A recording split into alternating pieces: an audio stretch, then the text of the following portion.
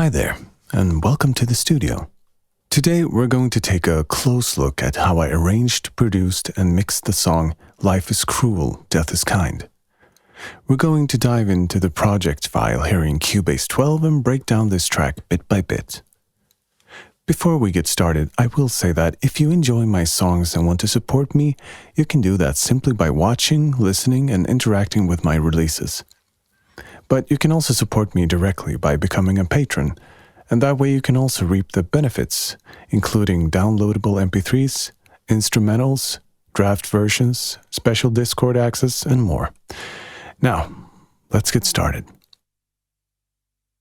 I always set my projects up more or less the same way in terms of vertical chronology.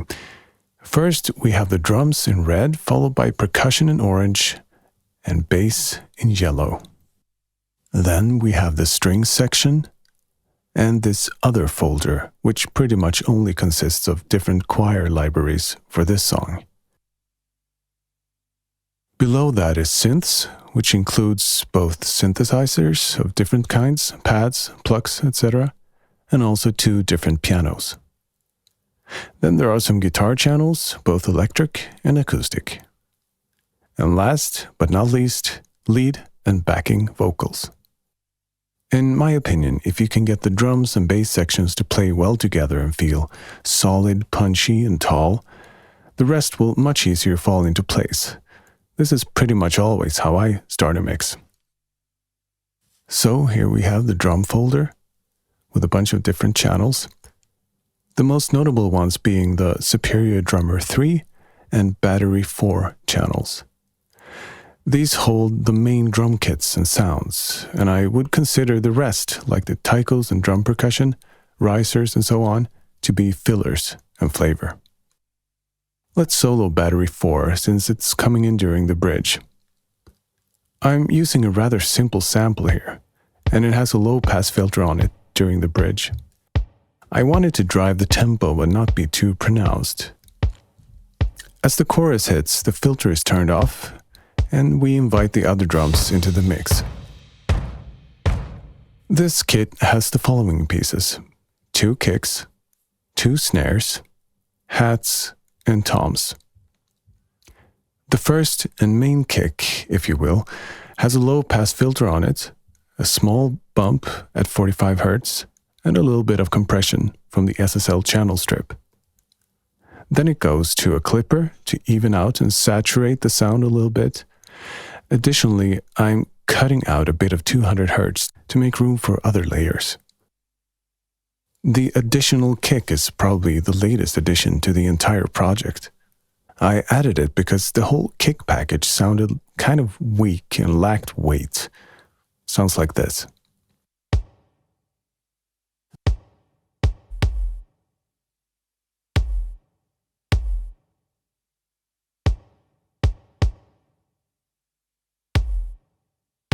The first battery snare is kind of thin, woody, and sounds more like a side stick or something. It's highly compressed in several stages, filtered and clipped. Then we have this snare extra fat channel, which is another layer of snare designed to be punchy, snappy, fat, and big. I'm sending this channel to a few different effect channels, so I'll mute them so you can hear it as is.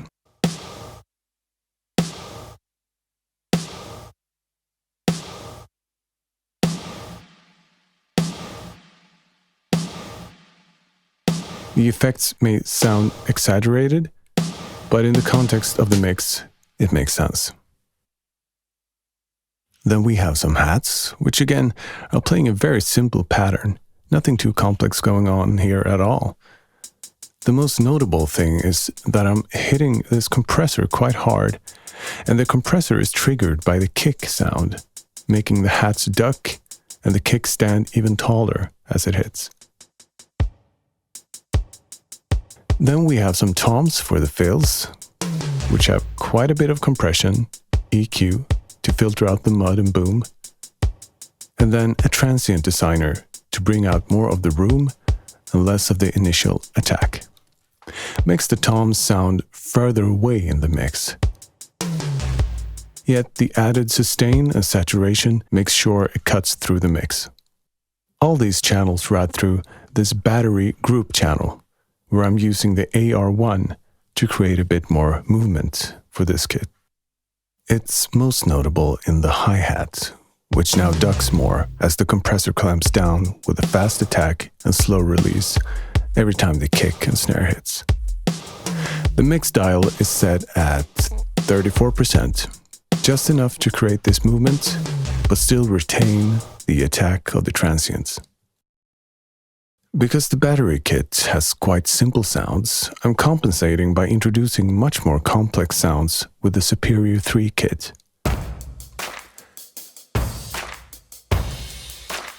As you can hear, there's a lot happening here, and I've actually stacked a bunch of different sounds, both kicks and claps and stomps, right here in the Superior Drummer plugin. These drums are big and roomy, but they lack definition, and that's why they're mixed with a Battery 4 kit. Let's take a closer look. Up here are the individual channels for the Superior kit: kick, snare, toms, which are not used, overheads, and hi-hats. To take a closer look at the kick, the main thing I wanted to do with this kick was to make it a little bit thinner by taking out the sub-lows and raise the top end to bring out the little transients. I have also used the transient designer to decrease the sustain of the kick a bit, since it was rumbling way too much. So basically everything I did here was to tighten it and give it a bit more girth in the 80 to 120 Hz region. If we move on to the snare in the Superior kit, it's really more a clap, or collection of claps. I have cut out most of the low end, but given it a little bump around 200 Hz, which is a frequency range I really like for my snares. I have then used the HG2 black box to saturate it and widen it. Because this group clap sound is mostly to widen the snare and provide it with a bit of transient information to the sides. The overhead channel I haven't really touched. It has some additional room for the kick and claps, as well as cymbals. The hats are quite heavily processed.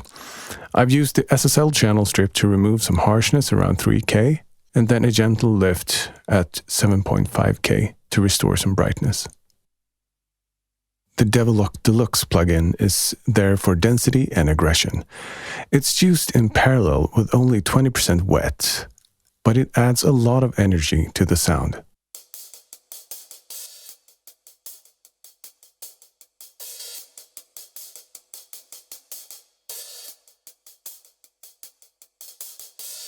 I have then used the Cubase native channel strip to further compress, EQ with about the same setting as the SSL strip, and saturation. The result is a very even and forward-sounding hi-hat.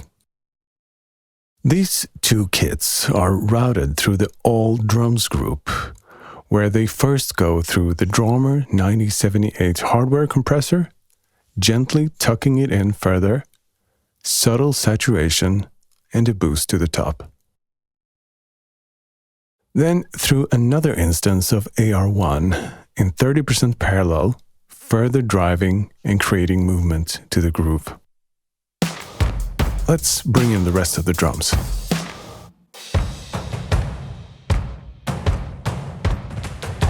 We can quickly dismiss the sidechain noise channel, as it has no sound of its own. It is a simple VST instrument that only plays white noise when played. I set it to even quarter notes with a set length and use this to trigger sidechain compression on some other instruments. We'll get back to that later. The Taiko percussion and drum percussion channels add a bit of rumble, depth, and space to the drum kit. I have cut a significant amount of low end from them, not so much that they start sounding brittle and thin, but enough so that they won't conflict as much with the drums and bass. I only found them suitable to use in the chorus section since they added a bit of rhythmic interest and complexity to the very simple drum pattern playing there. In the hook, they were simply a bit too much and made the mix unfocused in the lower mids. Let's move on to percussion, which will probably be a rather short section. I recorded 5 different versions of claps, placed them far left and right, and pretty low in the mix. The thought was I wanted to add a bit of humanity to the drum sound. Same with shakers. The shaker bottle has a more full and grainy sound, the rhythm emphasizing the third hit in the bar.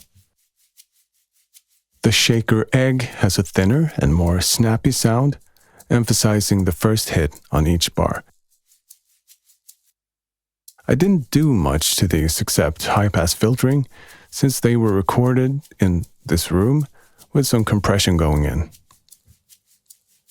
They aren't too pronounced in the mix. Their function is to create rhythmic drive in the top end and fill in the blanks for the hi-hats. Let's listen to this package and then continue to the bass.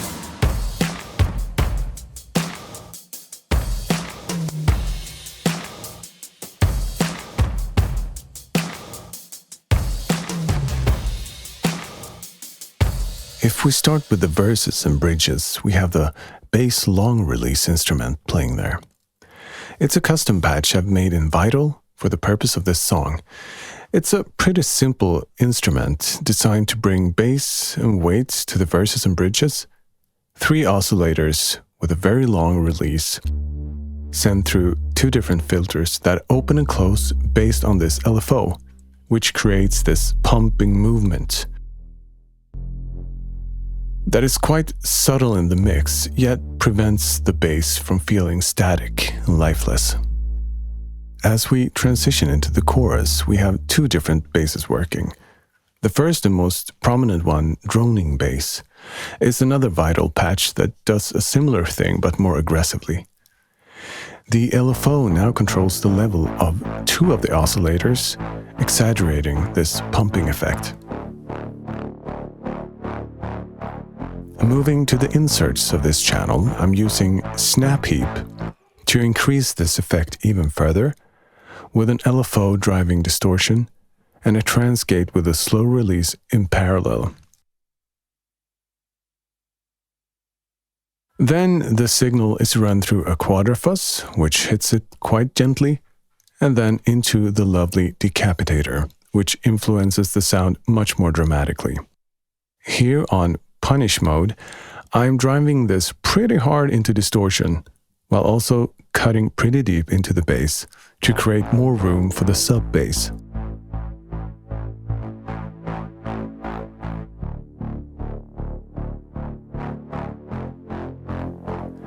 Finally, an EQ is cutting out more low end, while boosting a bit of the distorted grit around 200 and above.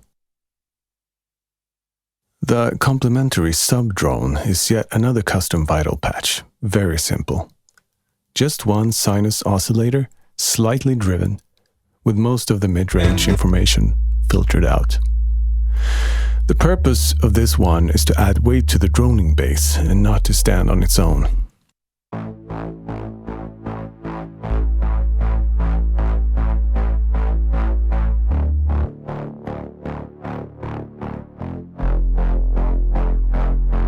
You might have noticed how I skipped talking about a couple of plugins on these basses, namely these compressors. They have individual settings, but they both work in sidechain with the sidechain noise channel that I mentioned earlier. So this is what they sound like when I unmute the noise.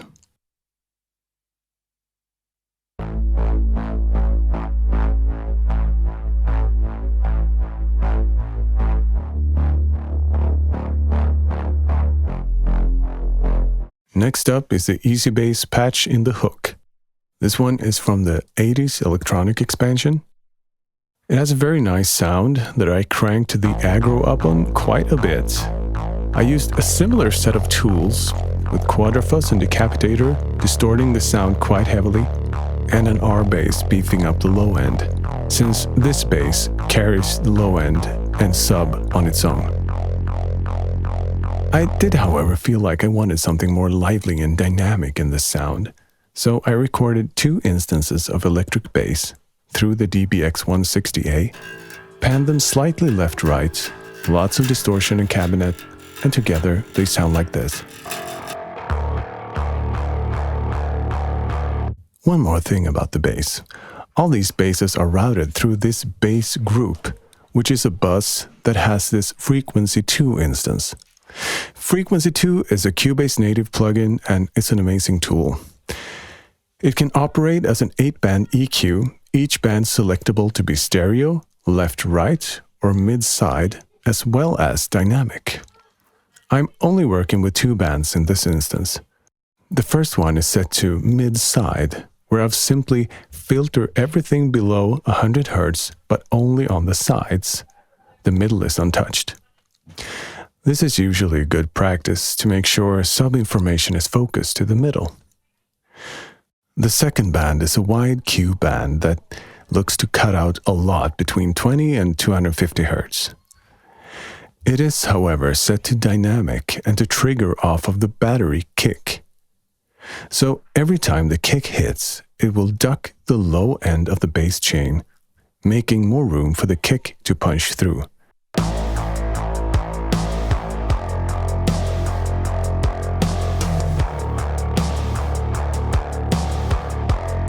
This is a quite common practice to deal with competing frequencies and something I often do to make the kick-bass relationship more clear.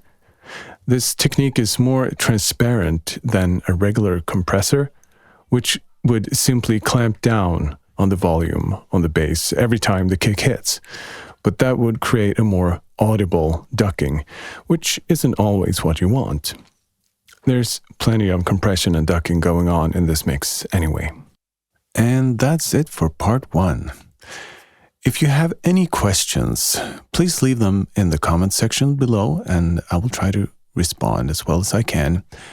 Part 2 will have the rest of the instruments and the vocals. Thank you so much for watching.